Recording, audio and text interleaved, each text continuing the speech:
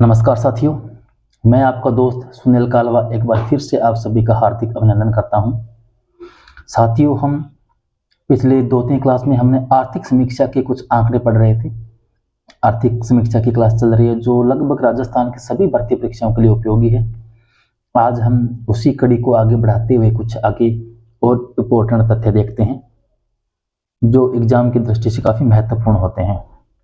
हम आज जो दृश्य देखने वाले हैं, जो आंकड़े देखने वाले हैं, वो ऊर्जा से संबंधित है। बात करें राजस्थान में अधिष्ठापित क्षमता की, यानी राजस्थान में कुल कितनी ऊर्जा की जो क्षमता है वर्तमान में बिजली बनाई जा रही है, तो 26,325.19 मेगावाट है। तो दिसंबर 2024 तक के आंकड़ों के अनुसार है।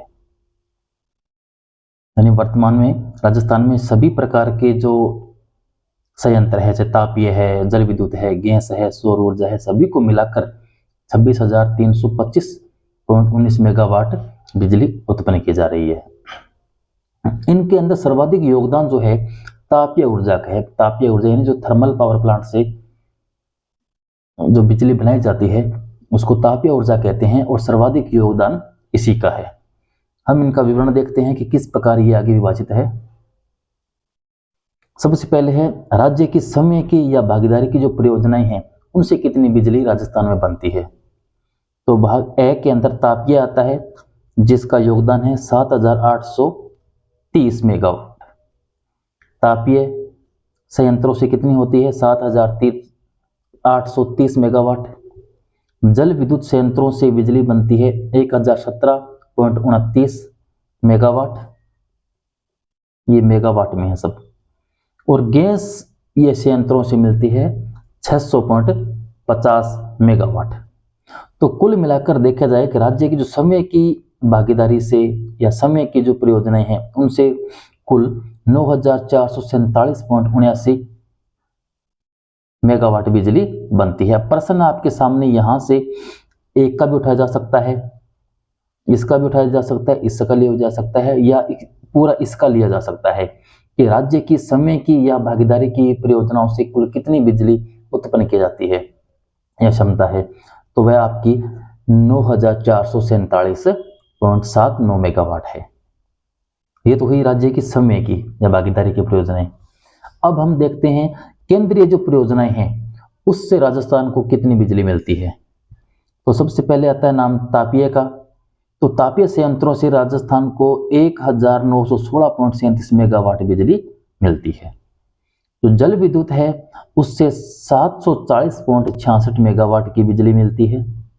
जो गैस विद्युत है उससे जीरो, यानी केंद्रीय सहायता से गैस से हमें कोई बिजली नहीं मिलती। फिर जब परमाणु संयंत्रों से कितनी मिलती है 456.74 मेगावाट की बिजली परमाणु संयंत्रों से मिलती है केंद्रीय परियोजनाओं से। तो यहाँ पर देखें तो कुल मिलाकर 3,113.77 मेगावाट बिजली मिलती है हमें राजस्थान को केंद्रीय परियोजनाओं से। उसके बाद हम देखते हैं कि RREC, RSMML एवं निजी क्षेत्र है, इन सभी के सहयोग से जो राजस्थान बिजली बनाता है तो वह कितनी है। तो सबसे पहले नाम आता है पवन ऊर्जा का। तो पवन ऊर्जा जो है, पवन ऊर्जा से हमें 4,414.12 मेगावाट बिजली प्राप्त होती है। बायोमास से 124.85 मेगावाट की बिजली उत्पन्न की जाती है। सौर ऊर्जा और कुसुम योजना वगैरह है उनसे हमें 5,482.66 मेगावाट बिजली बनाई जाती है।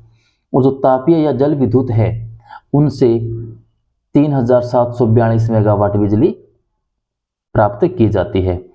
तो जब इनका योग देखते हैं तो 13,763 मेगावाट बिजली बनती है और सर्वाधिक राजस्थान को यहीं से बिजली प्राप्त होती है।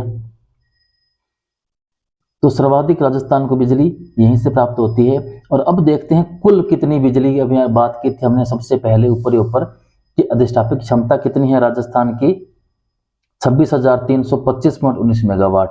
और अब इन तीनों का अगर योग करें, तीनों का सकल योग करें 1, 2 व 3, यानी राज्य की, समय की, केंद्रीय परियोजनाओं की और RREC वगैरह इन सब की मिलाएं 1 2 3 मिलान किया जाए तो 26,325.19 मेगावाट बिजली निकल कर आती है। तो सभी परियोजनाओं से हमें इतनी बिजली मिलती है। तो ये तो थी इस प्रकार की बिजली के कुछ आंकड़े, विद्युत ऊर्जा के आंकड़े। अब हमारे पास कुछ आंकड़े इस प्रकार है।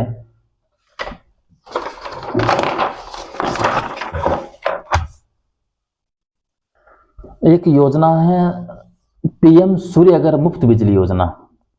इसकी शुरुआत होती है 13 फरवरी 2024 को। हर महीने 300 यूनिट तक मुफ्त बिजली उपलब्ध कराने हेतु 1 करोड़ घरों पर सोलर संयंत्र स्थापित करने की योजना है। यह जो PM सूर्यघर योजना ये केंद्र सरकार की एक योजना है, पूरे राष्ट्र के लिए या पूरे देश के लिए। ये योजना किसके लिए है? पूरे देश के लिए है कि हर महीने 300 यूनिट बिजली मुफ्त की जाएगी हर घर में। और किसके लक्ष्य किस कारण किसके साथ होगी? 1 करोड़ घरों में होगी और सौर संयंत्र स्थापित करने से होगी, यानी हर घर की छत के ऊपर एक सोलर प्लांट लगाया जाएगा जिससे लगभग 300 यूनिट तक हर घर को बिजली मुफ्त दी जा सके। इनका बजट देखें तो 75,000 करोड़ का बजट रखा गया है और 3 किलोवाट या उससे अधिक जो सोलर प्लांट अगर आप घर पे लगाते हैं तो आपको 78,000 रुपए का सरकारी अनुदान दिया जाएगा। इसी योजना के अंतर्गत राजस्थान सरकार है उसने 5 लाख घरों पर सोलर लगाने का लक्ष्य है। यानी केंद्र का पूरे देश के अंदर कितना है? 1 करोड़ घरों पर, 1 करोड़ पर, और राज्य सरकार का लक्ष्य है 5 लाख घरों पर सोलर लगाने का लक्ष्य रखा गया है। और इस जो योजना है PM सूर्यघर योजना, इसके तहत राजस्थान के अंदर 100 यूनिट से बढ़ाकर 150 यूनिट बिजली मुफ्त दी जा रही है इस योजना के अंतर्गत। 100 यूनिट से बढ़ाकर कितनी कर दी? 150 यूनिट। अगर पूछे PM सूर्यघर मुफ्त बिजली योजना के तहत राजस्थान में कुल कितनी यूनिट बिजली मुफ्त दी जा रही है तो आपकी 150 यूनिट है। और वहीं देखें मुख्यमंत्री निःशुल्क बिजली योजना जो चलाई जा रही थी, पहले भी चल रही थी ये, उसके अंदर घरेलू अनुदान था तो 100 यूनिट तक बिजली मुफ्त दी जा रही थी। मुख्यमंत्री निःशुल्क बिजली योजना के तहत आप देखते हैं तो आपको 100 यूनिट बिजली मुफ्त में दी जा रही है। और कृषि अनुदान देखें तो 2000 यूनिट तक उपभोग करने वालों को 1000 यूनिट का अनुदान प्रति माह दिया जा रहा है। यानी वो किसान जो हर महीने लगभग 2000 यूनिट यूज करते हैं उनको हर महीने 1000 यूनिट बिजली मुफ्त दी जा रही है। अब बात करें सौर ऊर्जा की। राजस्थान की जो सौर ऊर्जा है उसकी सौर ऊर्जा क्षमता की अगर बात की जाए तो 142 गीगावाट क्षमता के संयंत्र स्थापित किए जा सकते हैं राजस्थान के अंदर। यानी राजस्थान के अंदर सौर ऊर्जा संयंत्र लगाने का इतना संसाधन है, इतना एरिया है, इतना वहां पर धूप पड़ती है कि 142 गीगावाट तक की बिजली उत्पन्न की जा सकती है राजस्थान में। वर्तमान में अगर देखें तो एकीकृत स्वच्छ ऊर्जा नीति लाई गई है 2024 के अंदर, जिसकी अवधि है 29 मार्च 2029 तक लागू रहेगी। एकीकृत स्वच्छ ऊर्जा नीति 2024 जो है जिसकी अवधि कब तक रहेगी? 29 मार्च 2029 तक लागू रहेगी। इसकी नोडल एजेंसी की बात की जाए तो राजस्थान अक्षय ऊर्जा निगम लिमिटेड है, यानी RREC। इसका मुख्य उद्देश्य क्या है? 2030 तक 500 गीगावाट नवीकरणीय ऊर्जा के राष्ट्रीय लक्ष्य में अपना योगदान देना।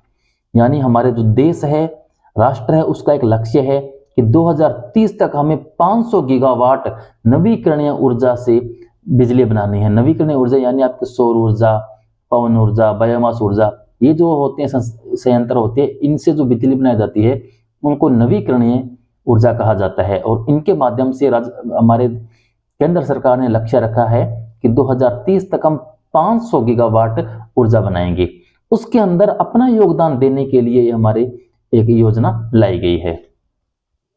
और इस योजना के अंतर्गत अपना राजस्थान का क्या लक्ष्य है? तो राजस्थान का लक्ष्य रखा गया यहाँ पर, राजस्थान का लक्ष्य है कि 2029-30 तक 125 गीगावाट क्षमता के संयंत्र स्थापित करने हैं। 125 गीगावाट क्षमता के संयंत्र स्थापित करने का जो लक्ष्य रखा गया है। इसके अंदर जो 125 गीगावाट है, तो देखें तो 115 गीगावाट के ऊर्जा उत्पादन के संयंत्र लगाए जाएंगे और 10 गीगावाट का भंडारण क्षमता का संयंत्र लगाए जाएंगे। यानी 115 गीगावाट तो ऊर्जा बनाई जाएगी और 10 गीगावाट के भंडारण रखे जाएंगे कि ऊर्जा को भंडारित किया जा सके। काफी समय एक बार ऐसा आता है कि जब किसी प्रकार से लाइट नहीं बन रही है तो यहां से उपभोग में ली जा सके। तो जो 115 है उसमें देखें तो सौर ऊर्जा के 90 गीगावाट और पवन और हाइब्रिड के 25 गीगावाट के संयंत्र लगाने का लक्ष्य है। दोनों को मिलाएं तो 115 गीगावाट के संयंत्र लगाने की बात की गई है सरकार के द्वारा। कब तक है? 2029-30 तक। बात करें हमारे राजस्थान में अब तक सोलर, जब इतने लगाने का लक्ष्य है तो राजस्थान में सोलर पार्क है। जो बड़ला सोलर पार्क जोधपुर में बना हुआ है विश्व का सबसे बड़ा सोलर पार्क है और उसके अंदर 2245 मेगावाट यानी 2245 मेगावाट क्षमता का सोलर पार्क 4 चरणों में विकसित किया जा चुका है। 4 चरणों में विकसित किया जा चुका है अब तक। बात करें पवन ऊर्जा की, तो पवन ऊर्जा की अनुमानित क्षमता जो है 284 गीगावाट है, वो भी 150 मीटर ऊंचाई पर। यानी 150 मीटर ऊंचाई के ऊपर जब आप पवन ऊर्जा के संयंत्र लगाते हैं तब आपको 284 गीगावाट बिजली उत्पन्न की जा सकती है। और दिसंबर 2024 तक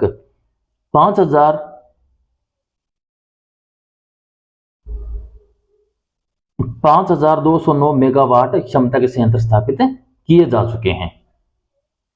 और वहीं आप देखें बायोमास ऊर्जा, जो बायोमास ऊर्जा है,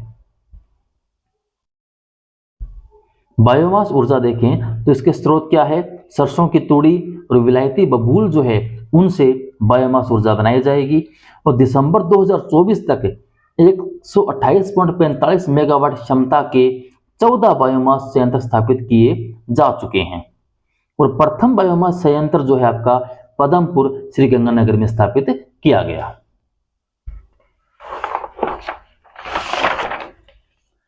और इसी टॉपिक के साथ में हम एक छोटा सा टॉपिक और कवर कर लेते हैं, सड़क व रेल मार्ग।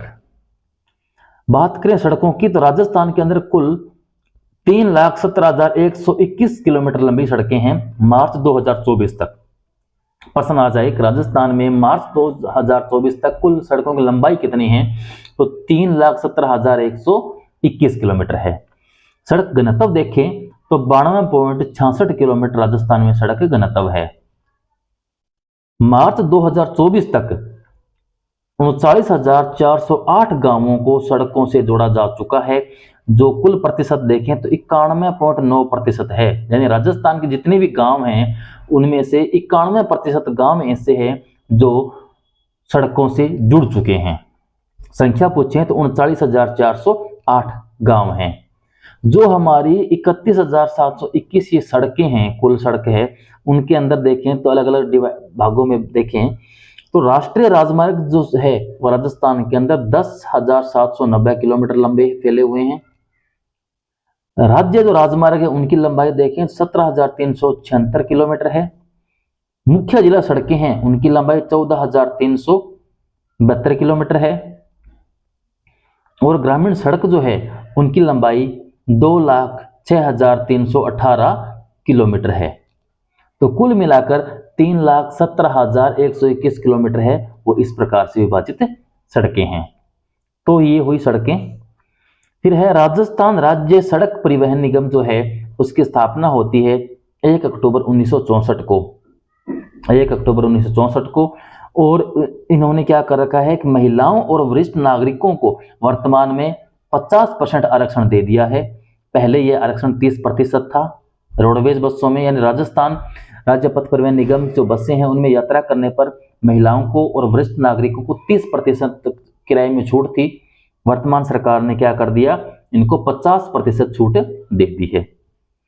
और 2024-25 में क्या किया गया, लोकतंत्र जो सेनानी थे उनको बसों के अंदर निःशुल्क यात्रा करवाई जाएगी। जो लोकतंत्र देश की आजादी के जो लड़े थे परिवार, उन लोग थे या उनके जो परिवार के सदस्य हैं उनको क्या किया जा रहा है, बसों के अंदर निःशुल्क यात्रा करवाई जाएगी। फिर एक आता है राज्य सड़क सुरक्षा पर एक्शन प्लान तैयार किया गया है राजस्थान सरकार के द्वारा। 26 जुलाई 2024 को तैयार किया गया और ऐसा प्लान तैयार करने वाला ये देश का पहला राज्य बना है। इसने क्या लक्ष्य रखा है कि 2030 तक सड़क हादसों में 50% कमी लाना है। राज्य सड़क सुरक्षा एक्शन प्लान में अंदर क्या लक्ष्य रखा गया है कि 2030 तक सड़क हादसे है उनमें से 50% कमी लाना है और यह लक्ष्य आपका 3 चरणों में पूरा होगा और इसकी सहायता जो है वर्ल्ड बैंक करेगा। यानी यहां पर जो पैसों की जरूरत पड़ेगी वो कौन देगा? वर्ल्ड बैंक देगा। फिर बात करें 21 अगस्त 2024 से सड़क दुर्घटना में घायल को अस्पताल ले जाने पर 10,000 रुपए का इनाम दिया जाएगा, जो पहले 5,000 रुपए इनाम दिया जाता था। यानी कोई व्यक्ति सड़क दुर्घटना में घायल हो गया, एक्सीडेंट हो गया, तो उसे अगर कोई व्यक्ति जल्दी से हॉस्पिटल पहुंचा देता है तो सरकार उसको 5,000 रुपए इनाम देती थी, जो वर्तमान में 10,000 रुपए इनाम दिया जाएगा। उसके बाद अगर देखें रेल मार्ग का छोटा सा एक आंकड़ा है कि कुल राजस्थान के अंदर रेल मार्गों की लंबाई कितनी है, तो वहां पर 68,043 किलोमीटर है। 68,043 किलोमीटर कुल राजस्थान के अंदर रेल मार्गों की लंबाई है। राजस्थान में वर्तमान में 4 वंदे भारत एक्सप्रेस की घोषणा की है प्रधानमंत्री के द्वारा। एक है आपकी अजमेर से चंडीगढ़ के लिए, एक जोधपुर से साबरमती के लिए, एक उदयपुर सिटी से जयपुर के लिए और एक चौथी है उदयपुर सिटी से आगरा कैंट के लिए। तो ये 4 वंदे भारत एक्सप्रेस है जो इंपॉर्टेंट है, एग्जाम में आ सकती है। तो साथियों आज के लिए बस इतना ही।